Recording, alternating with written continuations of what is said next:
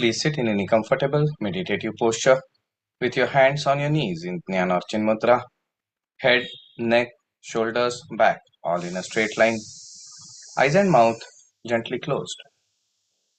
Become aware of the whole body from the top of your head to your toes. Awareness of your head, neck, shoulders, arms, chest, upper back, abdomen, lower back, hips, legs, the whole body. Shift your awareness to your breath. Normal, spontaneous breathing coupled with awareness. I am breathing in and I am breathing out. And I am aware I am breathing in. I am aware I am breathing out. Let this be the form of your awareness for some time. Now bring your awareness to your Bhrumadhya, eyebrow center. Visualize here the form of a beautiful, radiant Jyoti. Spend a few moments becoming aware of the Jyoti, the radiance.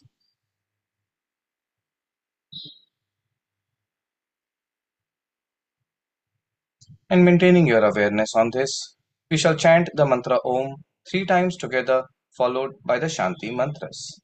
Inhale deeply. Om.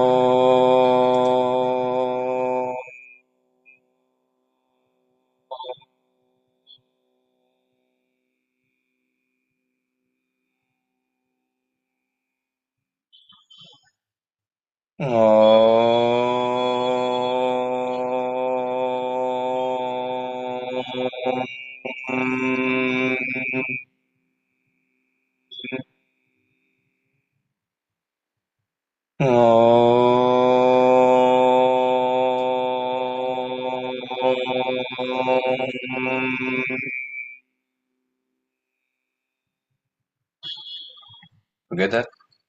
ॐ सहनाववतु सहनौ भुनक्तु सह वीर्यङ्करवावहै तेजस्विनावधीतमस्तु मा विद्विषावहै ॐ शान्ति शान्ति शान्तिः हरिः ॐ. Hari Om. That's it. Gently rub your palms against each other. Place them on the closed eyes. Experience the warmth radiating from your palms to your eyes. And then gently move the palms away. Open your eyes. Hari Om. Tat Sat. Namo Narayan. Jai Ho. A very warm welcome to all the participants of this orientation session towards attaining wellness, the yogic way. If there is something which is at the highest premium in today's times, it is health. We can get everything by money, by influence, by various means. But if we don't have good health, then we do not have the means to enjoy the resources we have developed. Because the body is the vehicle, the means through which we can communicate with the external world. And if there is problems in these aspects of the body, then the means of enjoying the external world become difficult. And that is the reason why we need to understand the concept of wellness, arogya. Now, to understand arogya, we need to first understand rog. And here the English definition is very beautiful. When we say, I have got a disease, now name of the disease can be whatever, but this is a disease which I am suffering from. If you look at the word disease, it has got two parts, dis and ease. Just like you have function and dysfunction. When the function is not happening properly, that is known as the dysfunction. He is a dysfunctional person. Means there is something wrong. Oh, this car is dysfunctional. This means that there is something wrong in the functioning of that unit. In the same way, when everything is at ease in this unit, then we are experiencing wellness. But when the sense of ease starts going away, then there is a sense of unease which comes. And this unease eventually gives rise to disease. And therefore, if we want to understand the state of wellness, the state of arogya, then we need to understand illness. And this is where the definition of the World Health Organization, an important apex organization in health, is very important. They say that health is not just a absence of disease, but optimum functioning in the physical, mental, emotional, social, and different dimensions. Optimal functioning. Now, if we have to understand this better, then you will have to look at the body as a machine. The body, of course, is a very advanced machine, but it is a type of machine nevertheless. So, if there are different parts in the machine, then these parts in the machine, they need to work in proper coordination. Suppose you have a car, it has got 4 wheels, and somehow there is slight discrepancy between the understanding of these 4 wheels.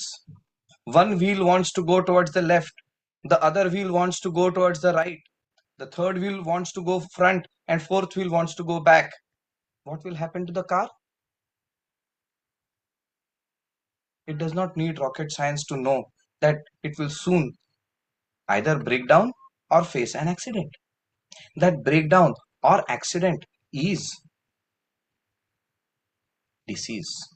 But the disease is the final manifest aspect.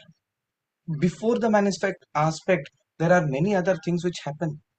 These 4 wheels are out of alignment, and anyone who has driven a car will immediately tell that when the car alignment is not in proper, when the wheels are not properly aligned to each other, the person at the steering wheel immediately feels there is some extra pressure which is coming at different point, and he will say, oh, the wheel is out of alignment, oh, the engine is not firing properly, or something is not proper, so fourth, fifth, sixth, seven things are not proper. Now, it is very essential that we also understand the body in a similar manner. Our body is having multiple systems, and all these systems need to work in great coordination. In addition to that, there is the mind which is placed on top of the body. There has to be a proper coordination between the body and the mind. If there is an imbalance in this, it leads to a sense of unease. We know very well that if we eat some extra sweets, more than what I can digest, you don't immediately come down with diarrhea or vomiting. You have a sense of unease. Oh, I'm not feeling well. The food did not agree with me. That is a prodromal symptom that something is not right, something needs to be modified. So these are the initial symptoms in the body, and when it works from the body into the mind, then it becomes a somato psychic disorder. But if it works from the mind and comes into the body, it becomes a psychosomatic disorder. Your boss has scolded you, has insulted you in front of everybody, and you're feeling very bad, and you're not feeling hungry. Digestive system per se is perfectly okay, but the mind is not okay, because the mind is still playing that what the boss has said, or what my partner has said, or any unpleasant event creates an impact. So this means that we need to look at all the systems in a proper cohesive manner. And if we are not able to go towards the root cause, like they call root cause analysis, if our root cause analysis is not correct, then we will not be able to get rid of the disease. For example, let us say that there are 5 or 6 taps in a room. Normally, the taps should be closed. Not taps, but outlets, let us say, water outlets. And disease is a state where water starts accumulating in the ground, on the floor.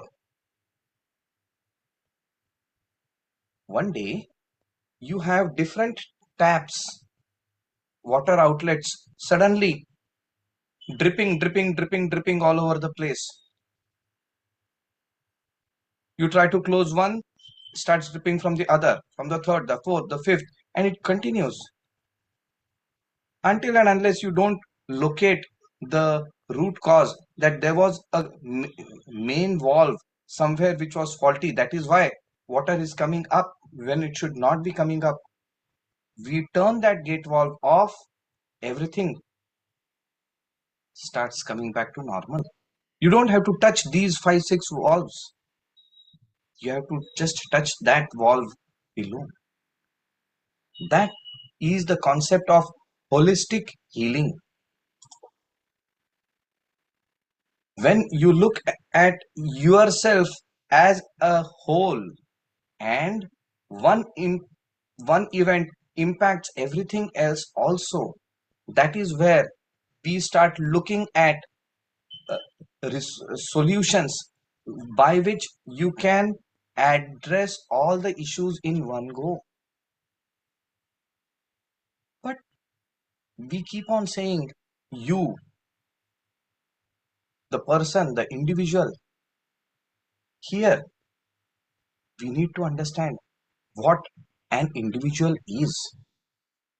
Modern medicine says you are the body. From recent times, 40 50 years, they have started saying that, oh, you are the body and the mind, so you have a body mind complex. However, yoga and the various Indian philosophical systems look at ourselves in a very different manner. And I think it is very essential to first understand the concept of an individual. If we understand the concept of an individual properly, then we will know how to address the problem of illness. Now, who am I? We are not looking at the ultimate philosophical answer. I am not this body, I am not this senses, I am not the emotions, I am not the intellect, the immortal self am I. No. That is not what we are looking at this point of time. At this point of time, we might have to say, I am also the body, I am also the senses, I am also the intellect, I am also the emotions, and I am also the self. But now, what is the structure of this individual which is full of all these different components? Yoga says that every individual has got six basic dimensions. The most important and essential dimension is the Jivatma, the individual self. In absence of Jivatma, everything collapses. So the Jivatma is the most important. But this Jivatma is covered by different dimensions. The first dimension, which is the most subtle, is the Anandamay Kosh. Less subtle than Anandamay Kosh is Vijnanamay Kosh. Little bit less subtle than Vijnanamay is Manomay. Less subtle than Manomay is Pranamay. And the one which is visible to the human eye is the Annamay Kosh. This body which we feel is ourself is just 1/6 of our existence. There are 5 other dimensions. Our aim today is not to go far too deep in this Panchakosha and the aspects of that, the philosophical aspects. Our aim is to understand how we can know who am I, because once I know who am I, then I can try and find out where is the imbalance coming in, and once I know where the imbalance is coming in, then I can work towards restoring the balance. Where is the unease coming from? Is it coming from the Annamay Kosh? Is it coming from the Pranamay Kosh? Is it coming from the Manomay Kosh? Is it coming from the Vijnanamay Kosh? Is it coming from the Anandamay Kosh? That is what we have to say and find out. The sixth aspect, the Jivatma. The Jivatma, Atma is Atma. It is pure. However, the Jivatma, when you say the Jivatma, then the Jivatma also comes with his or its, there is no his or her there, with its set of karmas and vasanas and samskaras. They reflect through the 5 sheets, creating different perceptions. So now we will need to understand the imbalances in these. It is also important to know that these are not mutually independent activities. They are interlinked, they are interdependent. You have the physical, but along with that you have the pranic and the mental and the Vijnanamay. All the 5 koshas, they coexist, not just concentric circles, but they intermingle with each other. And the it is not that they just keep intermingling as if we are walking through the mountains and suddenly you have a cloud which comes in, so we go into the cloud and so we are intermingling with the clouds. No, there is a very specific system devised by which we can interact between these 5 different dimensions of our existence. You can understand them to be 5 different dimensions, and these dimensions interact with each other through channels and through junction points. These junction points are known as the chakras, and through the chakras the communication between these works. Therefore, for us it is essential to know that when there is a disturbance in either of these 5 dimensions, it eventually leads to disease. How should we, how can we get rid of this imbalance? That is where the yogic interventions come. Yogic practices, yogic philosophy has got a wide range of tools at its disposal to restore the balance. Depending on the situation, different tools have to be utilized. But every tool has one ultimate objective, to be able to restore this balance. And when we are able to restore this balance, then the ability of the body suddenly comes up.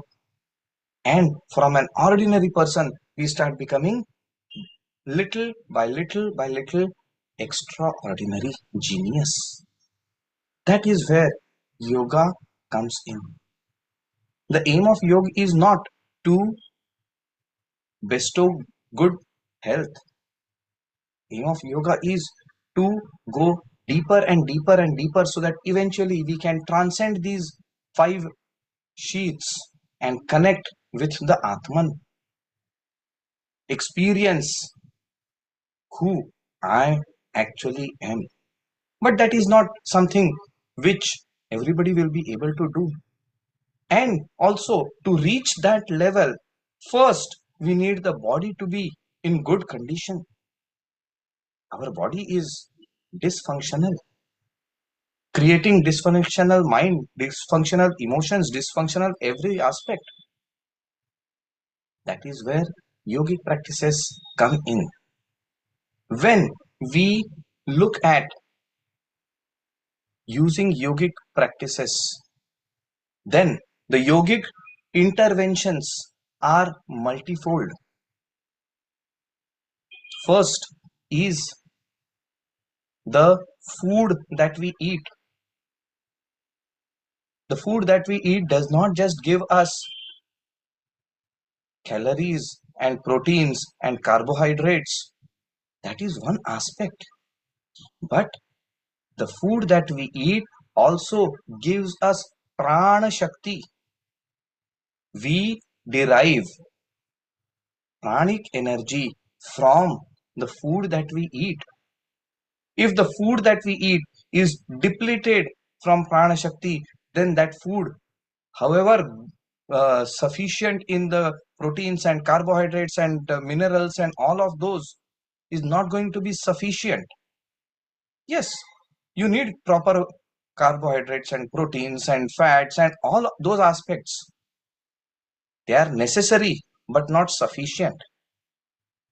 If we have proper pranic energy, the pranic energy is able to create a change and get in appropriate necessary stuff for the body. There have been yogis who live without food. They have the ability to activate the pranas so that you don't need any external food. Mention is made over here about that. So we know that there is a higher dimension to diet, ahar, than just the physical dimension.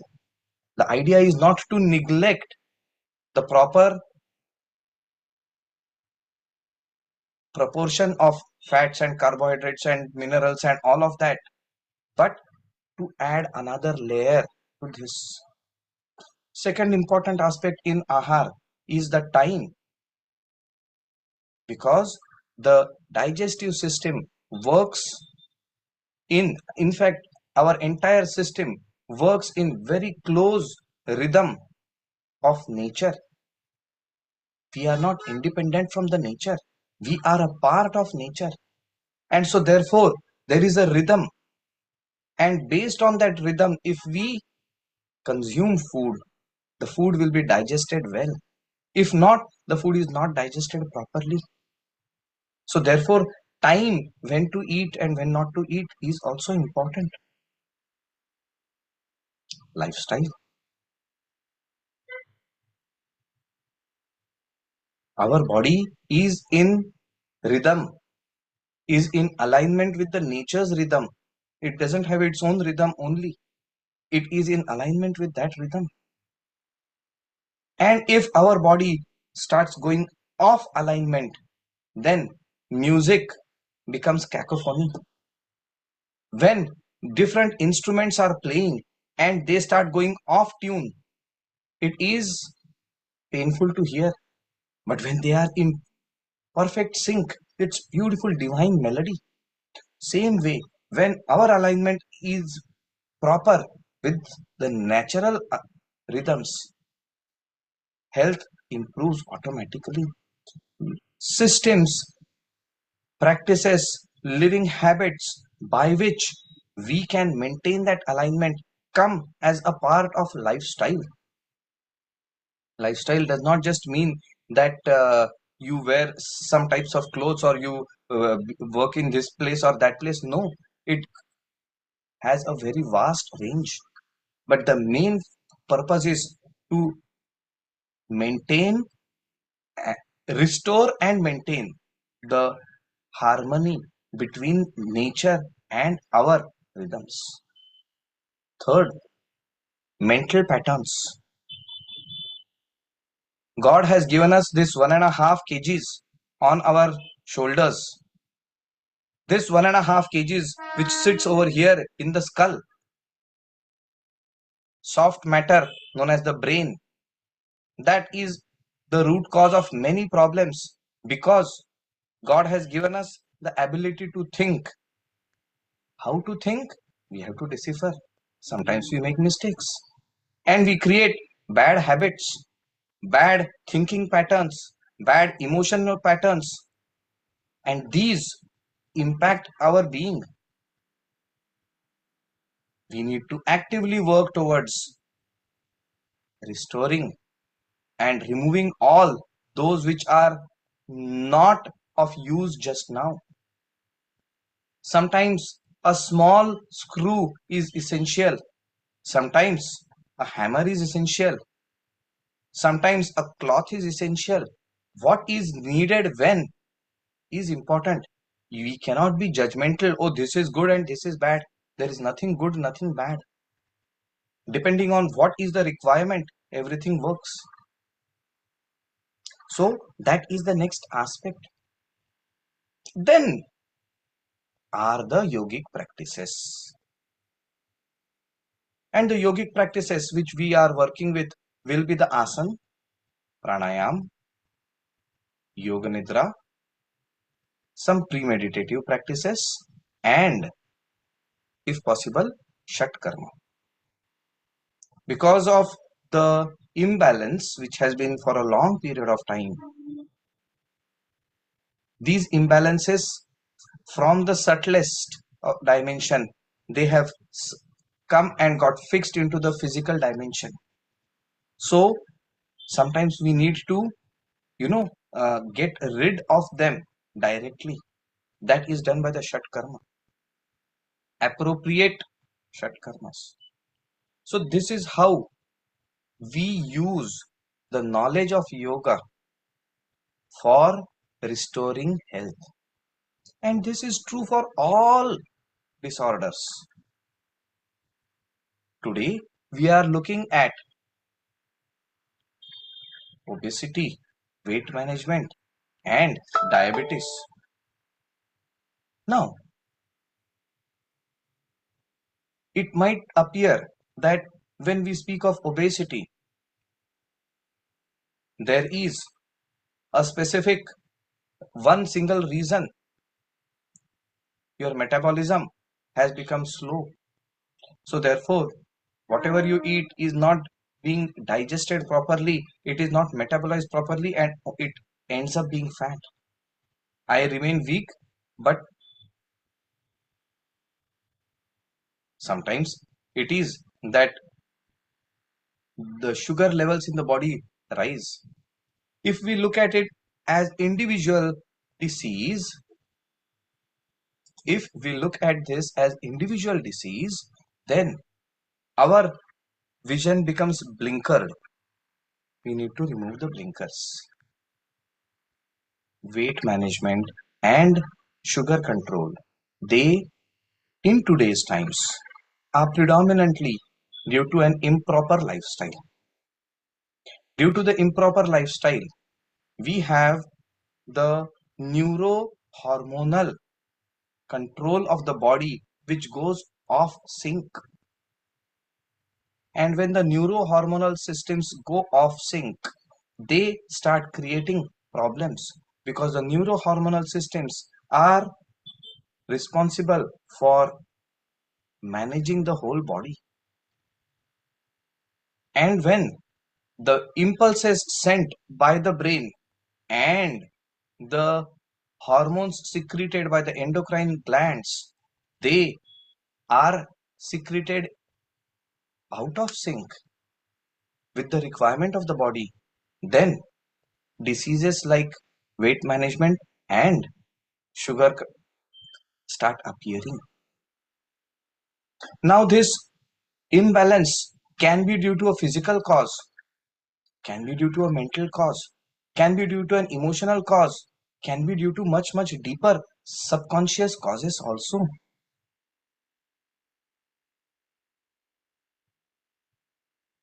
What is the way out? The way out is first to be able to diagnose what is the cause. And once it is diagnosed, then we need to address the issue. Yoga, by being a holistic system, has got a wonderful methodology by which it gradually brings back the system back to sync using the practices and the interventions we have discussed above.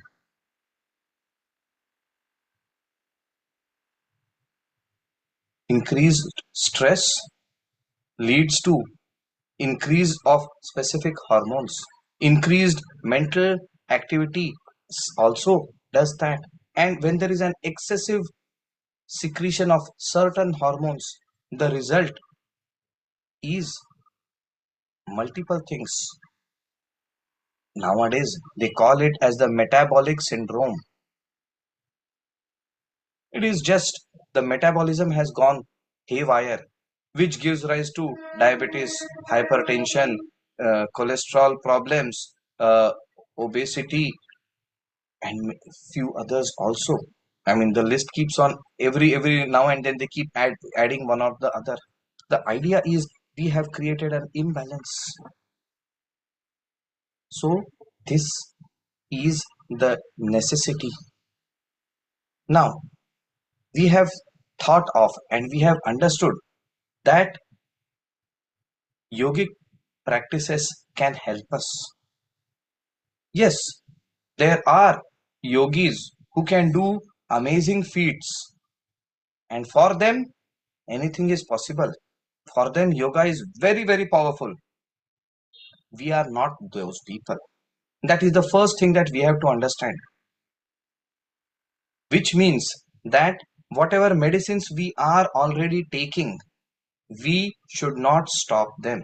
Oh, yoga is very powerful. I am doing yoga. I don't need to take any other medicines. That's a wrong approach. Yoga is powerful, but I am not expert enough to do it in the manner it is expected to be done. You have a wonderful car. Let us say you have an aeroplane, but I don't know how to drive or fly the aeroplane. So I need to learn. And while the time I'm learning, I need to have somebody else as a backup who will maintain the aeroplane properly. Modern medicines are like that. Till the time we don't manage ourselves well, we need to take medicines. Please do not stop any medications without medical opinion. That can be problematic. So that is the first thing. Second thing is we need to practice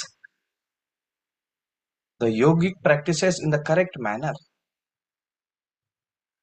We had seen in the beginning that there are 5 dimensions to our existence: Annamay, Pranamay, Manomay, Vijnanamay, and Anandamay. When we do the asana are to be done in a manner by which we can work on each of the koshas. The effect goes from gross to subtle. If we do not practice it in this manner, there is hardly any difference between asana and exercise, asana and aerobics, asana and gymnastics. This is not to look down upon any of those systems. They are wonderful in their own aspect. This is to make us understand that when we are perfect in the asana, we need to work in a systematic manner. The first most important keyword in yogic practices is awareness, sajagata. Now, this sajagata needs to be applied at different dimensions. When we do the asana, we are aware of the body. How many of us are aware how we are sitting? Am I sitting straight? Is my back slouched? Am I tilted to one side? Am I leaning on some place? After some time, we are no longer even aware. Only when there is some tingling numbness in our legs or in our hands, then we said, oh, I was sitting in a wrong manner. First thing is sajagta, awareness. That is crucial. Awareness with the body. We are then slowly able to go to Annamaya Kosh. Awareness with the breath. We are able to connect to the Pranamaya Kosh. Awareness of the mind, the mental thoughts, visualization. We are able to work with the Manomaya Kosh. In beginning stage, these are the 3 which we should work with. Vijnanmay and Anandamay, they should be left for a separate time.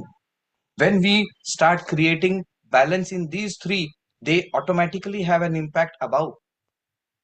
And there is a harmony which comes in. Once this happens, then at some point we have to go beyond. But first, these 3.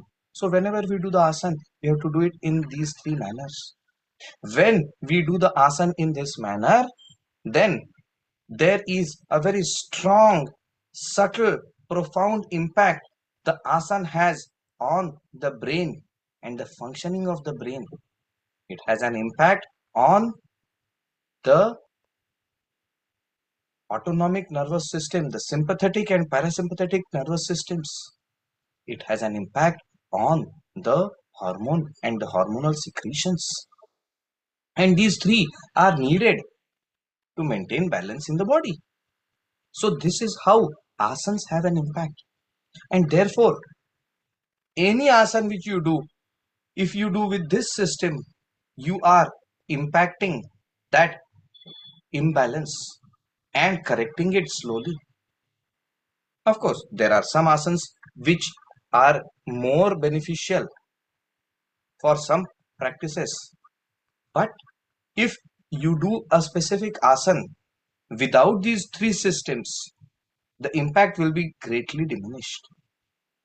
Any asana which we do has always to work in these 3 dimensions to begin with. Same way with pranayam. When we are doing pranayam, we are not doing shwasayam. The term is pranayam.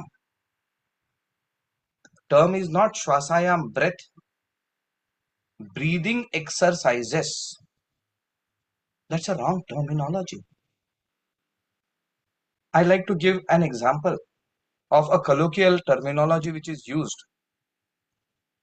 Whenever the electric supply is disrupted, what do we say? Oh, the lights have gone. Lights have gone. The lights are very much there. The bulb is over there, the tube light is over there, bulbs and tube lights have not gone anywhere. But still we say the lights are gone. What do you mean by that? We mean that the functioning of the lights has been disrupted because something subtle has stopped over there. We are implying that electricity has been disrupted, but the word used is lights have gone. बिजली चली गई, वो light गए हैं. In the same manner, breathing is the manifest aspect, like the light is the manifest aspect of electricity. In the same way, breathing is the manifest aspect of prana. Prana is the subtler aspect of breath. Just as you have the light which is functioning, glowing, electricity is the subtle aspect, the bulb is the manifest aspect. Same way, the prana shakti is the one which has to be organized. It is not just breathing. When we are breathing in a specific manner, there is a very powerful impact which is taking place on the brain. There is an impact which is taking place on our emotional centers.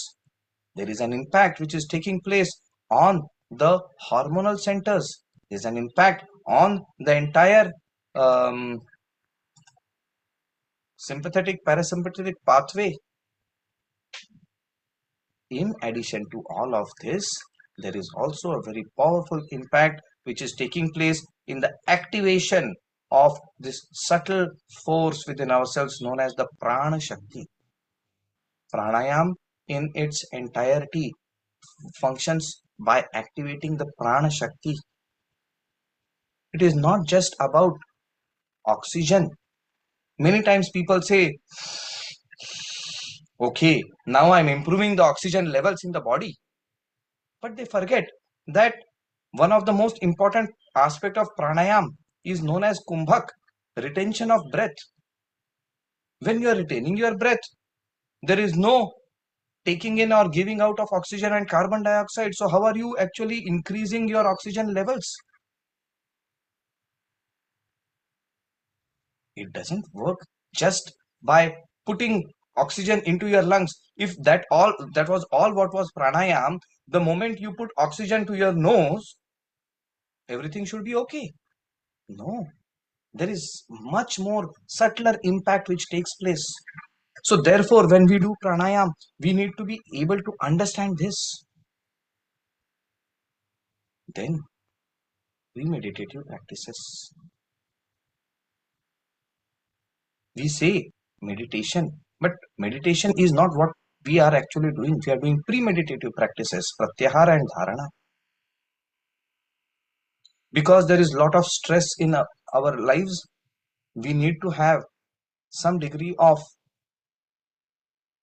recalibration. That is where yoga nidra comes in.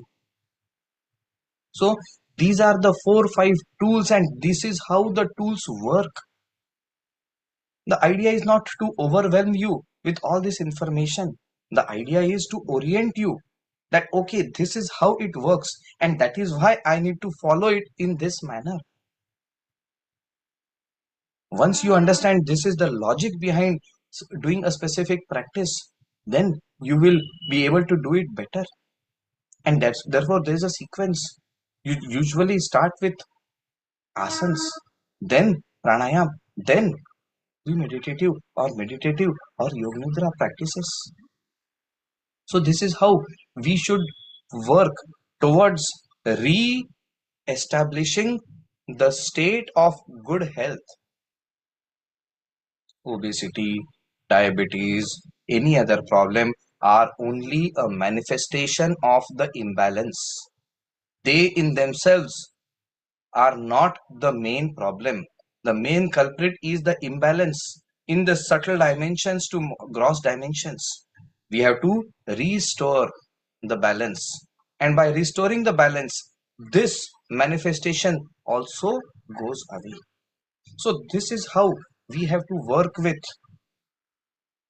yogic systems to attain wellness, to attain good health. And that can start at any time. The earlier, the better. The preventive is the best.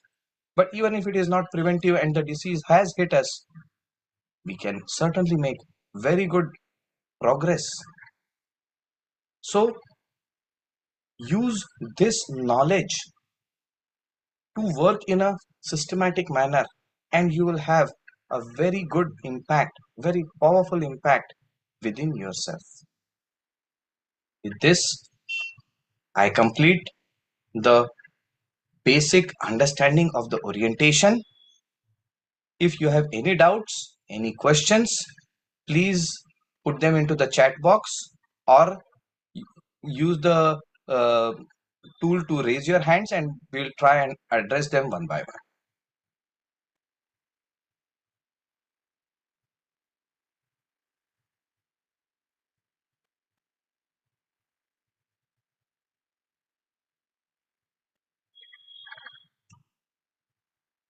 Oh, 1 minute. I think I have disallowed you to unmute yourself. Yeah, now.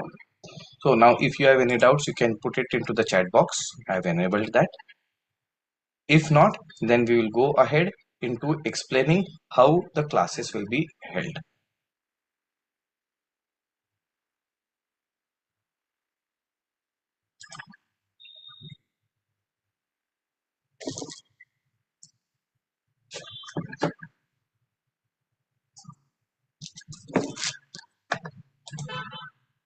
Okay, so now we will be having the classes twice a week on Mondays and Wednesdays evening 7:30 to 8:30. Thank you, Sanjay ji. And the recording will be provided to you, and you are expected to do these practices daily, depending on your individual times. We need to do this daily. For 1 week to 10 days, we will work only with the practices. Once you have got and familiar with the practices, then we will move into the diet, lifestyle, mental habits, those aspects. And if you have any individual queries, individual personal health issues which you want to discuss with me, we'll do it beyond this time so that we don't uh, clutter up the time for the common group. So this is how we will be doing it. I will be sending you the links. Whoever is interested in joining these classes should please send a message to me or a message on this number.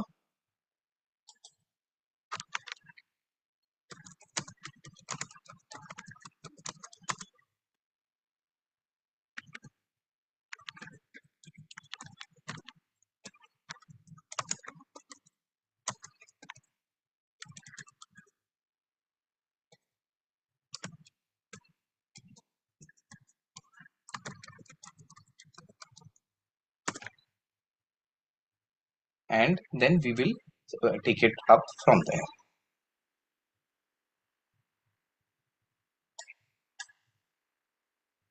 So I have put the mobile number as well as the email. You can send it to either of the two.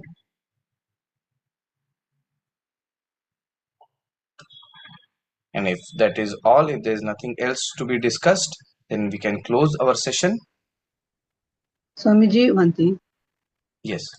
This will come in our email ID, this recording.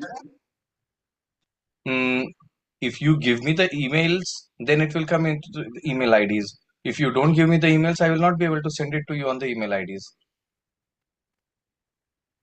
It is already there with the... So yeah, I do know. Though I'm telling this especially for the newcomers. आप तो अनेक दिनों से हैं, वर्षों से हैं, तो आपको तो कोई प्रॉब्लम नहीं है. लेकिन जो नए लोग आए हैं उनके लिए मैं बोल रहा हूँ कि I will need their communication, either their mobile number and their WhatsApp or their email, so that then the recording can be given to them. Is that clear? ठीक है जी. So let us conclude with Shanti part. Please sit straight. Head, neck, shoulders back in a straight line. Eyes and mouth gently closed. Become aware of the whole body from the top of your head to your toes. Awareness of your head, neck, shoulders, arms, torso, legs, the whole body. Shift your awareness to your breath. Normal spontaneous breathing coupled with awareness. I am breathing in and I am breathing out. And I am aware I am breathing in. I am aware I am breathing out. Let this be the form of your awareness for some time. Now, bring your awareness to your Bhrumadhya. Visualize here the form of either your Guru or your Ishta Devata or a beautiful radiant Jyoti. Maintaining your awareness on this, we shall chant the mantra Om 3 times together, followed by the Shanti part. Inhale deeply.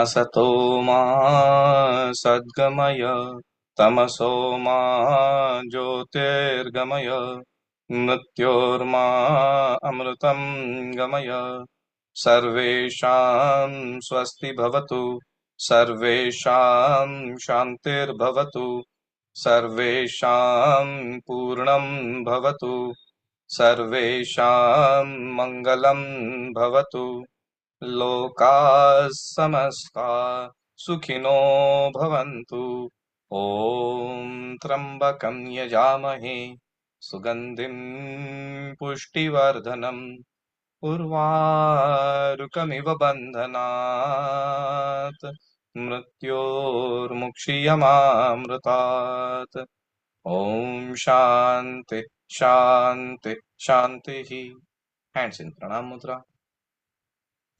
त्वमेव माता च पिता त्वमेव त्वमेव बन्धुश्च सखा त्वमेव त्वमेव विद्या द्रविणं त्वमेव त्वमेव सर्वं मम देव देव त्वमेव सर्वं मम देव देव त्वमेव सर्वं मम देव देव. Hari Om. Hari Om. That's it. Gently rub your palms against each other. Place them on the closed eyes. Experience the warmth radiating from your palms to your eyes, to your brain, to the whole body. And then gently move the palms away. Open your eyes. Hari Om. That's it. Namo Narayan. Jai Ho. NaMo Narayan Swami. Namo Narayan. NaMo Narayan Swami ji. Namo Narayan. NaMo Narayan Swami. Namo Narayan. Namo Narayan.